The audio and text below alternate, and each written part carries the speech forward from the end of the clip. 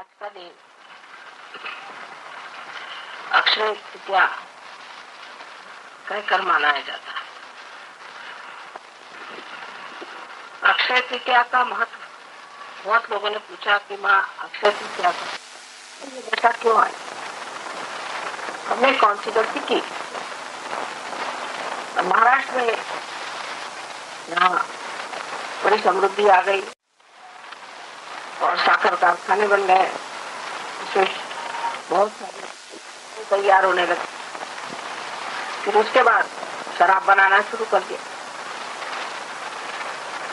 मैंने विचार किया कि ये शराब बना करके हम पैसे तो कमा लेंगे, लेकिन परमात्मा के विरोध में हम कार्य कर रहे हैं। और अब इस कलयुग में जब से एक कृतयुग शुरू हो गया है, तो अब ये चीजें ज्यादा दिन चलने नहीं वाली। उन्होंने शराब उसमें राजकारण लिया है और जिनके पास काफी गन्ने का उत्पादन हुआ, उनके दिमाग खराब। वो कहने लगे हम तो भगवान को मानते ही नहीं, भगवान नाम की कोई चीज है, गन्ना ही सब कुछ है। उनके भगवान गन्ना, गन्ने की पूजा करो। लेकिन अब जब गन्ने की मार पड़ी है, तब फिर अक्षय तृतीया के दिन कहते कि माँ बरसात होनी चाहिए, तो फिर से आप गन्ने की मार खाने की इंतजाम में रहेंगे। ये चित्त नहीं आएगा कि कोई ऐसा विचार करे या कोई ऐसा प्रबंध बनाए कि जिससे कोई अक्षय चीज को प्राप्त कर। बहुत से और तरह के लोग मांगे करते हैं। सब में एक मजाक भी है, एक नाटक का है कि अपनी जो कमजोरियां हैं, अपने अंदर जो छिपी हुई बात, आपसे पद नहीं मांगा था, आपने उसकी शुद्धता में नहीं, आप शुद्धता में मांगने जरा आपने शुद्धता में बरसात मांगे, परमात्मा ने आपके ऊपर मेहरबानी की, तो उस बरसात को सोचना चाहिए कि आशीर्वाद परमात्मा का है। और क्या हम उस आशीर्वाद के लायक हैं? हम जो ये धरती से उगा रहे हैं, ये क्या हम सिर्फ अपने स्वार्थ और हर तरह की चोरी या हर तरह की ओछी बातें करने के लिए इस्तेमाल कर रहे हैं, या इस आशीर्वाद को हम परमात्मा के गौरव में इस्तेमाल करें? परमात्मा के गौरव के लिए हम क्या कर रहे हैं? परमात्मा ने हमें आशीर्वाद दे दिया, हम उनके गौरव के लिए क्या करें? ये जो विचार मन में बैठता है, सच्ची शुद्धता। मुझे पत्नी मिल गई बहुत सुंदर, क्या हमने एक निष्ठता बताई है? क्या हमने सब बुरी संगति छोड़कर सब अच्छी संगति ले ली? जब परमात्मा ने आशीर्वाद दिया तो हमने उसे क्या दिया, ये सोचा। पुष्पम फलम तोयम, जो भी देखिए वो परमात्मा मान्य कर देते हैं। चलिए कोई बात नहीं, तुमने पुष्प दे दिए, फल दे दिए, सब मान लिया।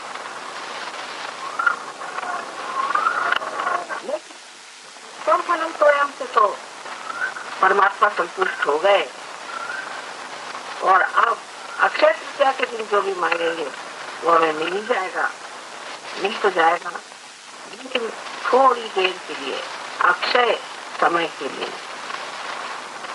ये सब प्रलोभन जीवन, आप जो जो प्रलोभन को मांगते हैं वो पूर्ण होते जाए। खासकर सहयोगियों के लिए तो बहुत ही बड़े प्रलोभन बने, हर तरह के प्रलोभन।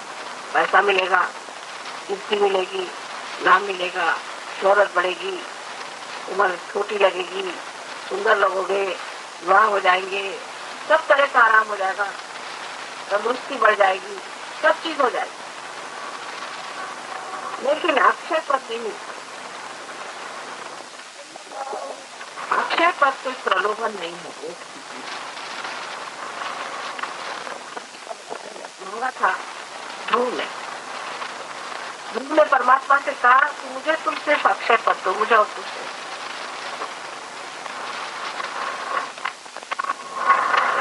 जो पद पाया अभी तक आकाश में चमक रहे। बहुत बार मुझे लंदन में उनके दर्शन होते हैं। प्रहलाद ने उनसे अक्षय पद मांगा था, उनका कोई नाश नहीं कर पाया। तो हर तरह से जलाया गया, भट्टी में डाला गया, ऊपर से फेंका गया, किसी तरह से उनका नाश नहीं हो सकता। और उसके बाद जब विष्णु जी नरसिंह का अवतार लेकर संसार में आए और हिरण्यकश्यप का नाश हो गया और उन्होंने प्रहलाद से पूछा कि तुम्हें क्या चाहिए। उन्होंने कहा प्रभु मुझे कुछ नहीं चाहिए, मुझे सिर्फ अक्षय पद चाहिए।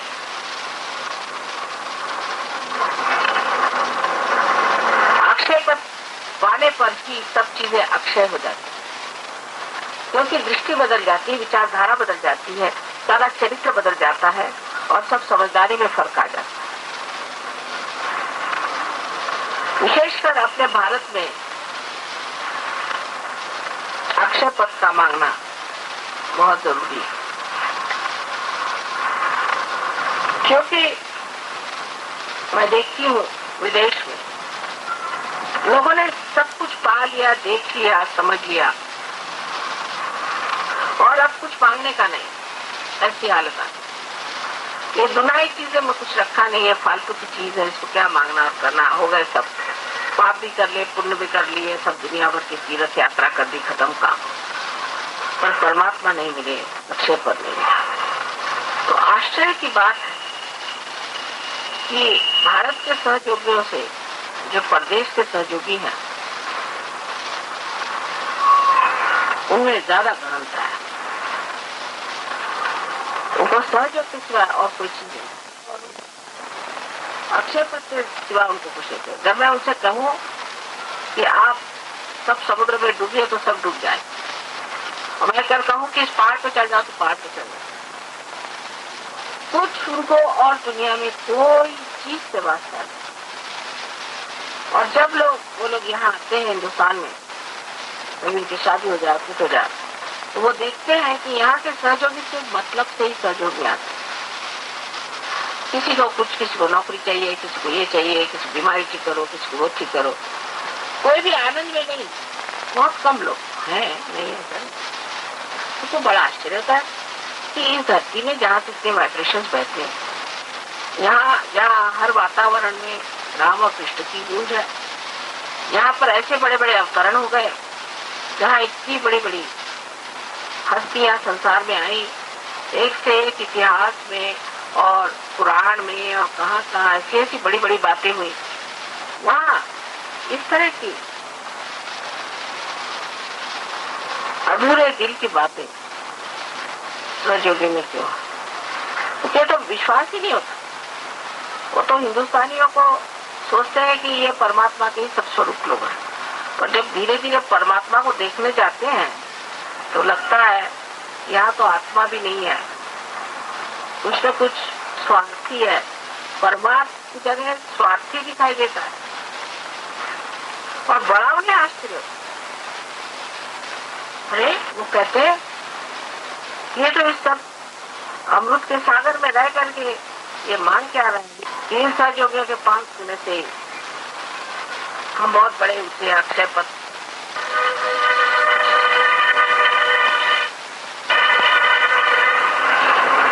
इस तरह के माहौल में आज हम अक्षय तृतीया का बड़ा भारी मुहूर्त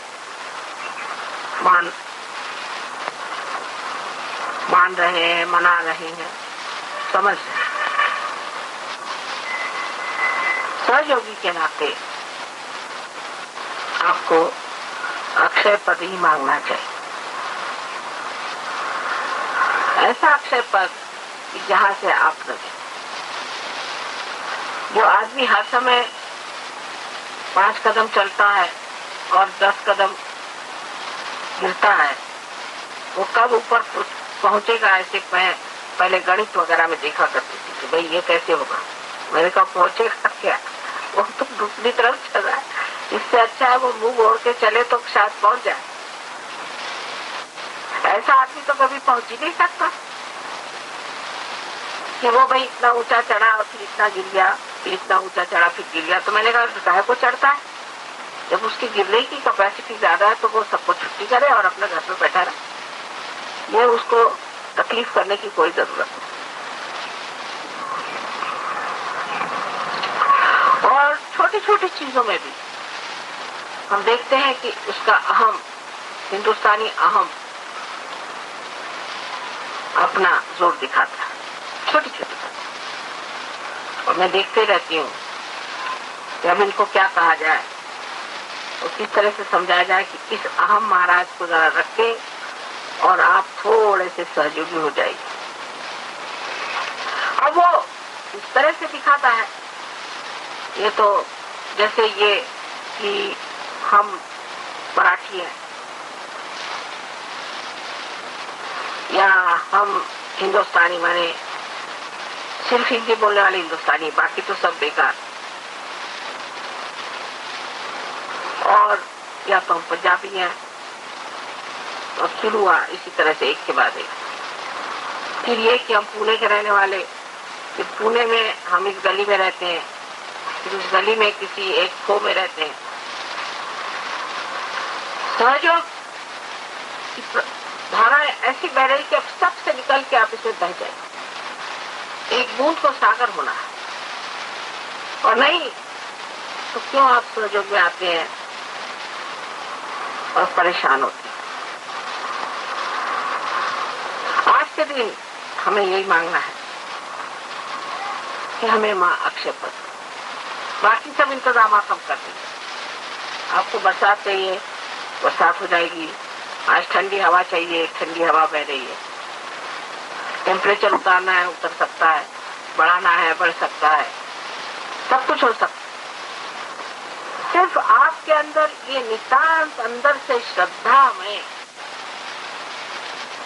ये मांग होनी चाहिए कि हमें अक्षय पद चाहिए। उसमें किसी तरह की ढोंग, बनावट, उससे कुछ नहीं बनता। जो आदमी जानबूझ करके बनावट करता है और ढोंगबाजी करता है,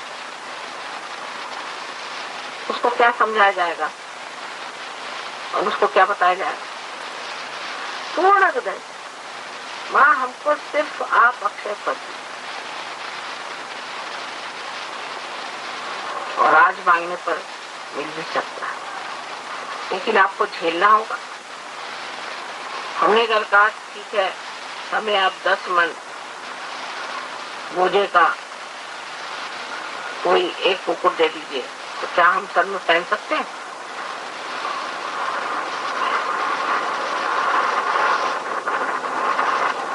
जो आप कर सकते हैं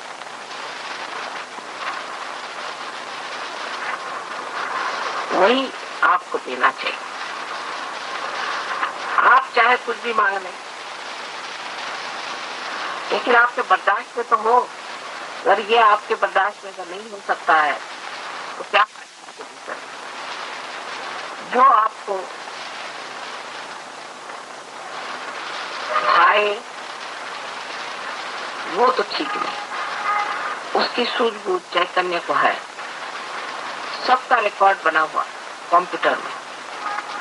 चैतन्य जानता है कि आप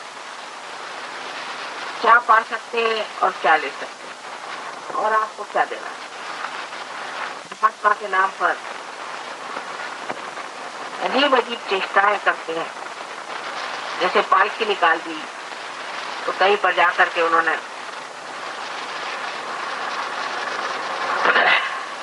मंदिरों में भूतों को नचा दिया। अपनी खुददारी, इसे कहना चाहिए कि ईगो, अपना अहम भाव, उसके समाधान के लिए ही सहयोग का उपयोग करते। ये बड़ी बारीक चीज है, उसे समझ लेना चाहिए। अब कोई कहेगा तो माँ हमको ऐसा दिल दे दो। अभी एक तो दिल दिया है, अभी और कितने दिल चाहिए आपको? ऐसा दिल दे दो कि जिस दिल में हर समय अक्षय पद की लगन लगी रहे। अब इसी दिल में लगाइए। अब दूसरा दिल देने के लिए तो ट्रांसप्लांट करना पड़ेगा, या फिर अगले जन्म की बात करिए। इस जन्म में तो यही दिल लेकर चलना पड़ेगा, और इसी दिल में ही ये आपको विशेष तरह से समझ लेना चाहिए कि हम सहयोगी हैं। एक बहुत बड़ी किमया हो गई। किसी ने आज तक सुना था कि इमली के पेड़ जो है उसमें आप लगते हैं। आज कलयुग में सहयोगी जैसे फल आ गए। कलयुग में ये तो ऐसा हुआ कि कांटे में ही गुलाब खिल गए। कांटों से गुलाब खिलते, कांटों में गुलाब खिलते हैं, और कोई कहे कि कैक्टस में गुलाब खिल गए, वैसी हालत हो गई। बड़ा चमत्कार हो गया कि आप लोग इस मैले कुचैले संसार में, इस पाप की दुनिया में कमल जैसे खिल रहे, लेकिन इसकी सुगंध, इसकी बहार अभी तक आई नहीं जीवन में।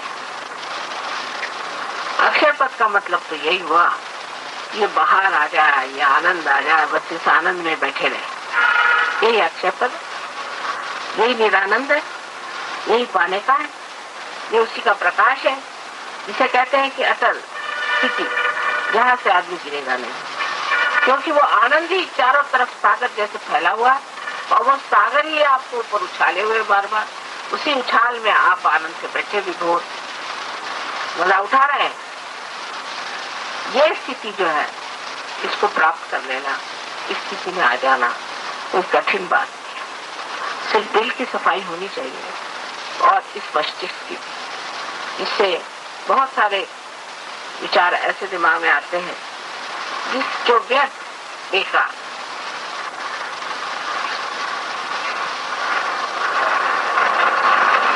आपको जो गुरुपद मिला हुआ है, वो आपके अंदर अपनी ही प्रज्ञा जागरूक हो गई, और जिसके सहारे आप खुद ही इस चीज को समझ जाते हैं कि कौन सी चीज सही, कौन सी गलत है। इस प्रज्ञा से ही आप अपने को जांच सकते हैं कि क्या मैं शुद्ध तत्व पे खड़ा हूँ, क्या मैं शुद्ध इच्छा पर खड़ा हूँ, और क्या मैंने शुद्ध इच्छा से सोची है। इसी सिलसिले में आगे चल करके हम देखते हैं कि छोटी छोटी बातों पर लोगों को गुस्सा आ जाता है। जैसे अब हम यहाँ आए हैं, ऐसे भी लोग हैं जो हमसे कभी नहीं मिलते, वहीं रहते हैं, कभी नहीं मिलते, मुलाकात नहीं हो पाती। सालों हो गए काम कर रहे हैं, कभी मुलाकात हो गई तो मुलाकात हो गई, नहीं तो नहीं। आनंद में विभोर बैठे हुए हैं, मजा उठा रहे हैं, ना कोई उस पर गिला है, न शिकायत है। जिसे पूछा भाई क्या कर रहे हो, माँ से प्यार कर रहे हैं, अरे यहाँ का ये पत्थर है ना, इसी में देख रहे हैं माँ का। ऐसे भी लोग हैं। और दूसरे ऐसे हैं तुरंत मिजाज, वो आ जाए और उसी वक्त हम आकर हाजिर हो तो उनको सलाम न मारे तो बस नाराज हो गए कि माँ से मिलने नहीं दिया हमको, ये बड़े बदतमीज लोग इनके घिरे हुए हैं, ये माँ से मिलने नहीं देते, माँ तो सबको मिलना चाहती। इतनी छोटी बात है समझने की, पर माँ हर जगह है, और हर जगह जब कोयल कूदती है और हर जगह जब ठंडी हवा बहती है तो उस माँ से मिलने में कौन सी हमारी विशेषता, ये हमारा अहंकार कि हम कोई विशेष है, माँ हमसे जरूर मिलना चाहिए। और मैं जान के वहां से टाइम निकाल के आया हूँ, तो आएंगे भैया, पर माँ से भी कुछ टाइम वाइम लिया था कि अपने आ गए। फिर प्रोग्राम में पूछ लिया माँ हम आ जाए, अब माँ क्या कहेगी नहीं आओ, अब आ जाओ, तो पहुंच गए लवाजमात लेकर। अगर कहा गया कि भाई नहीं अभी माँ नहीं मिल सकती, तो ये तुम ही लोग खराब हो, ऐसे झूठ बात हो, मुझको कोई नहीं पढ़ा सकता।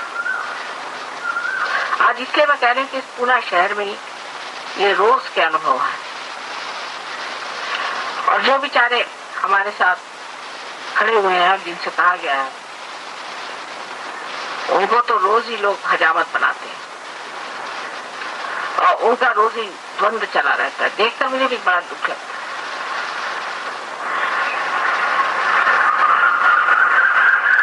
ये समझदारी, ये सूझबूझ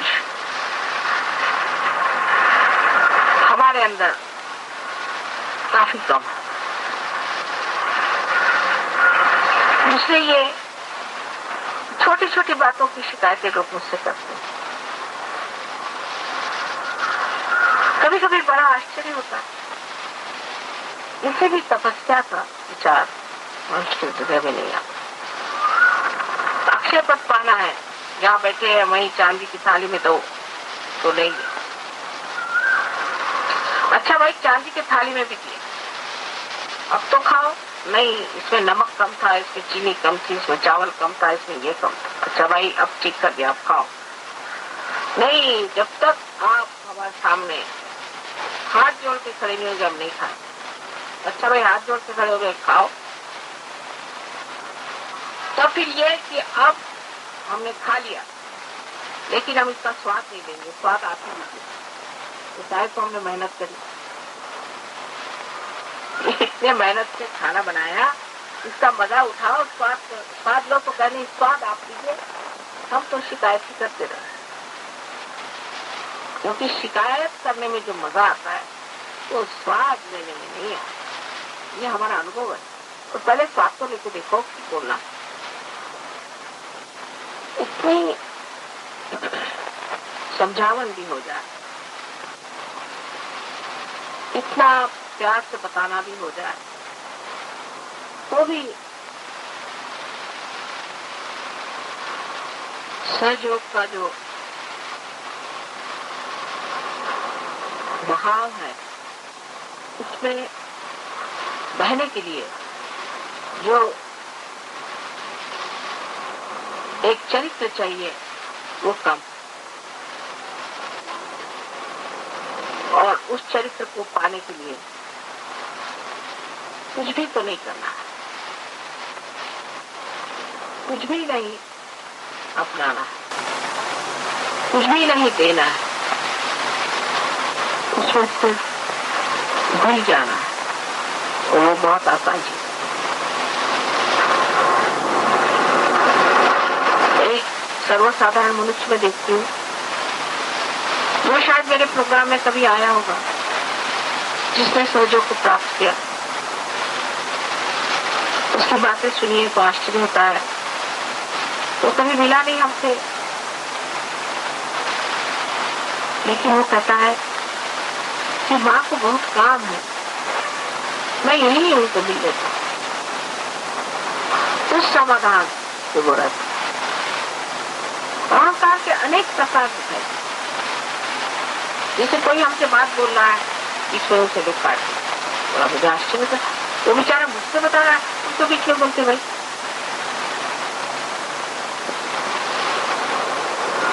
ये छोटी छोटी चीजें दिखाती है कि अभी हमने सहयोग का वो जो मौन सौंदर्य है, उसका रस नहीं,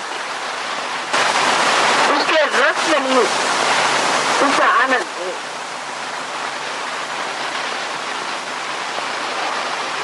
उसके रस में उतरना। आज का विशेष प्रयोजन यही था कि आज किसी तरह से मेहनत करके आपको एक दुखी तो दे दें, फिर आगे देखा जाएगा। कोशिश तो सबको ही करेंगे, लेकिन ये तो आपकी अपनी स्थिति है। कभी कभी परमात्मा सोचे भी कि पत्थर में गंगा जल भर दे तो बड़ी मुश्किल काम है। उसी प्रकार सहयोग की भी बात है। कोई कोई लोग ऐसे ही सामने आ जाते हैं कि विचार उभर जाता है कि किस तरह से उनके हृदय में उस परम सुंदर अक्षय पद की धारणा, इच्छा जागृत,